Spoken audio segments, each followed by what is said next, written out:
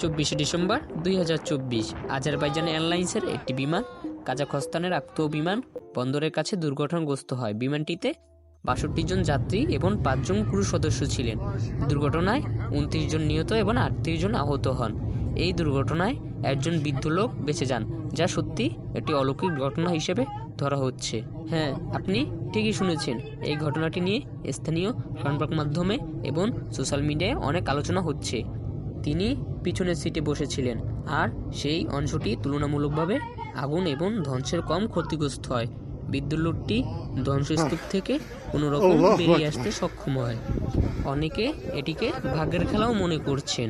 বেঁচে যাওয়া বৃদ্ধ লোকটি একটি সাক্ষাৎকারে বলেন, আমি জানি না কিভাবে বেঁচে গেছি, শুধু আল্লাহর রহমতে এটা সম্ভব হয়েছে। প্লেনটি যখন ধাক্কা খায় তখন ভয়াবহ আওয়াজ হয় এবং ভেতরে আগুন ধরে যায়। চারপাশে চিৎকার চেঁচামেচি হচ্ছিল।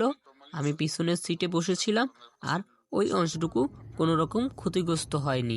তিনি আরও বলেন, জীবনে এই অভিজ্ঞতা আমার মনে সবসময় থাকবে। এত মানুষ মারা গেল এটা মনে করলেই কষ্ট হয়। আমি দোয়া করি আল্লাহ সবাইকে জান্নাতবাসী করুক। তিনি আরও বলেন, তিনি প্লেনে ওঠার আগে কিছুটা অস্বস্তি বোধ করছিলেন, কিন্তু কখনোই এমন ঘটতে পারে তা কল্পনাই করতে পারেননি। তার এই বেঁচে যাওয়াকে অনেকেই অলৌকিক ঘটনা হিসেবে দেখছেন।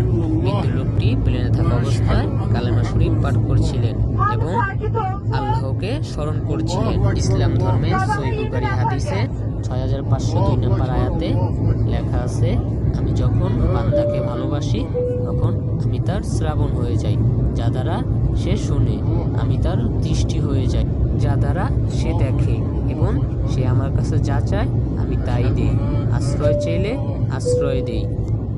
আমরা এ দ্বারা বুঝতে পারি, রাখে আল্লাহ, মারে কে।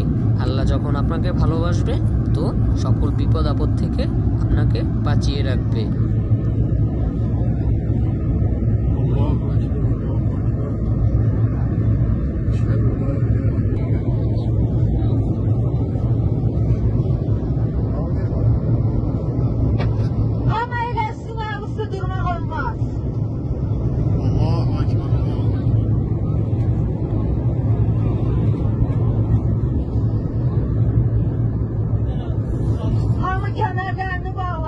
Hörmətli sərnişinlər, təlimata uyğun hərəkət edin, hər şey yaxşı olacaq.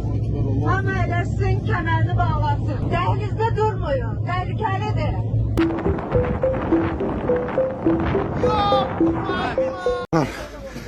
Allahu Ekber.